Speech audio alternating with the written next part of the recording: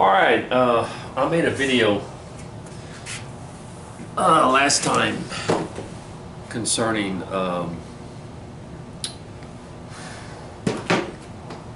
for beginners and for Kathleen, and I messed up.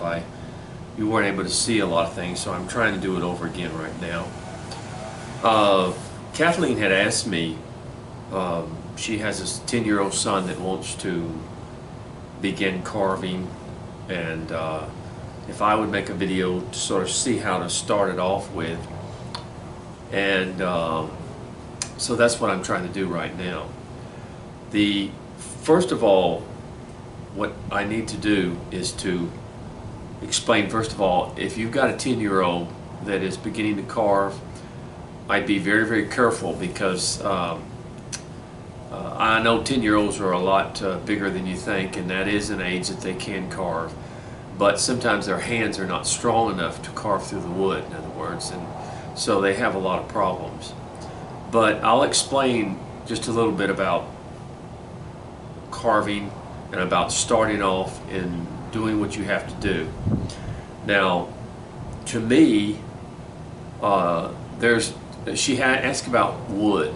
There's only one kind of wood that I like to carve. There are other woods that I can carve. I've carved some gelutone, I've carved other things, but the main wood that I like to carve is basswood. Basswood is a carver's delight. It is, a lot of people think basswood is soft, but basswood, I'm sorry, I'm outside here. Basswood is not that soft. It's soft in a way, but the key to basswood is that it doesn't have much of a grain to it. It doesn't have a whole lot of grain. And because of that, I'm sorry, because of the fact that it doesn't have a lot of grain, then the knife pretty much slowly goes through. I'll just take this knife for instance. Because there is not much grain in it, then the slicing through is just very, very good. Of course, this is a sharp knife, but I mean, so basswood is a perfect wood to first learn to carve with. Now, where can you get basswood? I cannot get it in Texas. I have to get it through Heineke wood, H-E-I-N-C-K-E. Heineke wood is usually, see how clear this basswood is right here with no knots in it and stuff? Well, that is the kind of wood you want. And you would rather have, I have bought some southern basswood, and it was not good quality basswood. And there is poor quality basswood, I'll admit that. But usually from Heineke, you just go on the web and you put in H-E-I-N-C-K-E, Heineke wood, and they have the finest basswood around. And or if you can go to carving shows, sometimes you can pick it up and stuff like that. But this is good. This is fine wood that you can carve, and the key to it is that it doesn't have a lot of grain. And basswood also, when you're through it, it paints well, it stains well. It's just a all-around great wood. In fact, this handle for this knife is made out of basswood. You see how pretty it is by using some stain and stuff like that. So basswood is a key ingredient to the carver, the starting carver. I do not recommend that a starting carver start with a real hardwoods like walnut, things like that. You can carve it, but first of all, learn how to sharpen your knives and stuff before you get into something like that. Now, for a beginner, like I said, basswood is the key. You can get it at Heineke wood, and you call them and they'll get you good basswood to work with. Okay, now the next thing that we will talk about is there's there's the wood. You need to get you some good wood to work with. And the next thing you need is a good knife. Now, you can ask 100 carvers, what knife should I use? And you'll get 100 answers probably. There are very good knife makers. There's Helvey, there's Drake, there's Ralph Long. I use, this is a Charles Simpson knife, made by Charles Simpson, and I love his knives. He makes his handles, his blades out of scraper blades. They're very, very sharp, and all I have to do is just strop them, and they're perfect. And the main thing is also that you have Alan Goodman. He makes good knives. You have a lot of people that make a lot of knives, but the main thing you have to understand is having a good knife is important, but you got to know how to sharpen it. And a lot of people, they get a knife, they get it from the maker sharpened, they keep cutting on it, keep whittling with it, but they don't know how to sharpen it. So a knife will not stay sharp all the time. You have to sharpen. Now, when I say sharpen, I strop my knives. I have a belt sander type with a leather belt that I just strop my knives and they stay sharp. But that's one of the keys you're going to have to understand and learn. So many people send message to me, what kind of knife are you using? And they don't understand that it's not the knife. Now, having a good knife is important, but it's just you got to keep it sharp. And if you don't keep it sharp, then you've got problems. You've got issues and everything like that. Now, these are some knives that I've made out of OTC blades. Now,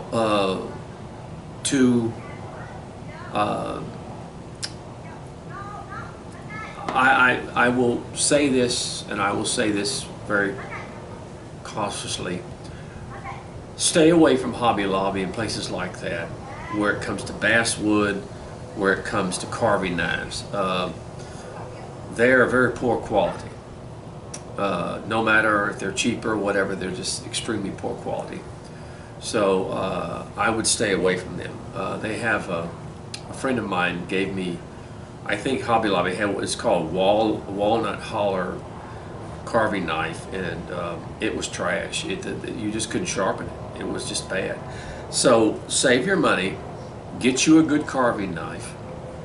This is the Charles Simpson. All you have to do is put in Google Charles Simpson knives, carving knives, and it'll go to Don Mertz's website, and then he has a number there, and you call him and tell him you want a knife. Now, I stay with blades on my knives no more than 1/2, inch and a half. I usually use 1 1/4 inch for my smaller figures, and then I have 1-inch knives, 1-inch blade knives is what I'm talking. These are 3/4 inch blades that for a very small detail, that I made that myself. And this is 1-inch blade right here that I made from OTC blades, which I love. And this is 1 1/4 inch here. So I use knives that are, this is also 1 1/4 inch right here. I use knives that are no more than 2 inches, because I do a lot of small stuff, and to be honest with you, a 10-year-old doesn't need a knife more than probably 1 inch to 1.5 inches, because they'll get in trouble with it. They'll mess up with it. So buying your knives, you basically, if you know how to sharpen a knife and you get a good knife, then it'll last forever. I mean, I've had these Charles Simpsons. I've had others. I have I have an old Ron Wells knife that I still have right here. Mike Shipley took it over. Here's an old Ron Wells knife. Still stays sharp, but you got to know how to sharpen them. And I don't want to discourage a person from doing that, but you have to figure out. Now, if you have a 10-year-old, my suggestion more than anything is this. If somewhere around the area you have a carving club, please get him involved in that. It's very important to get him involved in a carving club, and so that older men can show him the tricks and the trades of carving. I know that sometimes people don't have that, but there's a lot of carvers that may live around you that aren't necessarily in a carving club. You can get in the paper, you can do whatever, and try to figure out, try to find somebody that is a carver. I met a lady the other day, her husband used to carve, and he now doesn't do it, but you find somebody like that and they could help him learn how to sharpen, do things like that. I wish he was near me, then I could sit down with him and show him some things. I'm teaching a 14-year-old right now and a older man carving, and the 14-year-old is doing great. It's all in learning the right way. Now you also must buy him a carving glove which fits on your left hand if he's a right-handed carver. If he's a left-handed carver, then you'll have to buy one that fits on the right hand. That's to keep, as you carve, that you don't slip and cut your hand and things like that. He does need a carving glove. It's very important that he does have one. Let's see what else. That they do have magazines called Wood Carving Illustrated that you can buy so he can look at it and get general ideas from. But the best idea is if you can somehow get a carving club or a man who has carved and he can sit down with and learn. And if you have to, put it in the paper, do whatever, and see what you get. In other words, you'd be surprised. Carvers are wonderful people. They're friendly people, and they're willing to help at any time. So it is very important that at that age to learn to do things. Now, I have a bandsaw where I cut things out and other things like that. But like I said, as a 10-year-old, if he has done a lot of woodworking, maybe he can, learn those things. But and I also use a little Dremel to sand sometime on my pieces. But I want him to learn right, and it is very important that he learns right. So please, if you can find somebody around that area, I don't know where you live or whatever, then do it. So this is the video. I'm sorry on the last one I did not know that I was out of focus, but for a 10-year-old, like I said, I wish he was close by. I'd sit down with him and help him learn as I'm teaching others. But unfortunately, I know that's not possible. But anyway, just be very careful with a 10-year-old. You can also start in soap. He can start in soap. I look on my YouTube videos. I have several projects that are done out of soap, and start him on easy projects like the little axe that if you've looked on my Facebook, I have a couple of little axes and a stump that is a start, in other words, and they're real easy to carve.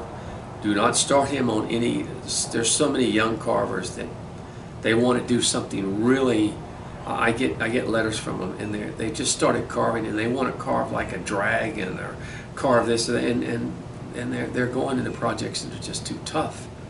So remember, you can start with soap, learn a little bit about that, and the best thing is when you start, there's 3 cuts that are made. There's the stop cut, there's the push cut. Now, let me show you real quick.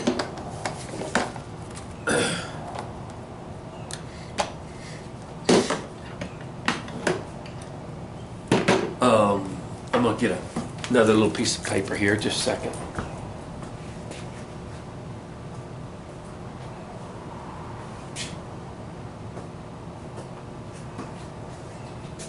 All right.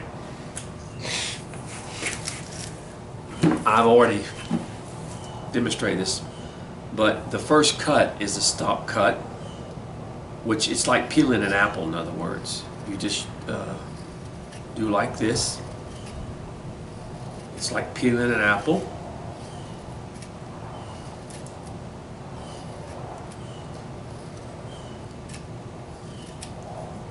Now, years ago, you saw men would take a stick and they would do this. That's not a cut for the carver. This is the stop cut, which you push towards you. Put the thumb right here, like peeling an apple. Then you have what is known as the push cut. It takes the place of that cut like that, where you take your hand and you push against the blade just like this. Try to see if I can see how the thumb pushes.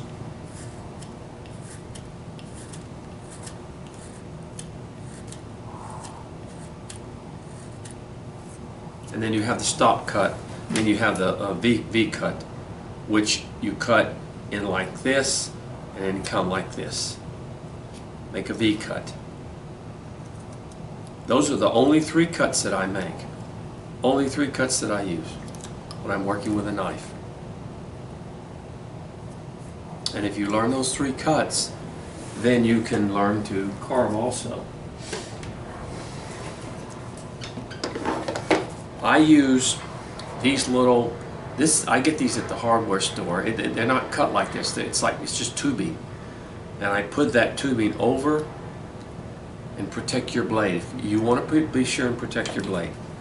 Now, you ask, where can I get knives and things like that? Get on the web and put in carving knives, or you have the Smoky Mountain Wood Carvers shop. You have the wood, not Woodcraft, it's the Woodcraft shop. Now Woodcraft is different, it's a bigger thing. It sells mostly flex cut knives. And you can find knives, and first thing, make sure that he wants to learn to carve. Don't buy a whole lot of stuff. Just buy him a knife and see if he likes it. See if he enjoys it and whatever. And to be honest with you, Kathleen, I'm gonna just tell you right now, if you want a good knife for your son, and you let me know, you write me from YouTube, and I will make your son a knife, or I have one here and I can send him one that he can work with, and he'll enjoy the knife, in other words. But make sure he wants to do this. A lot of kids want to do it, but it's a slow process. So anyway, there's a lot of places to get knives. There's a lot of places to go. But anyway, right now we just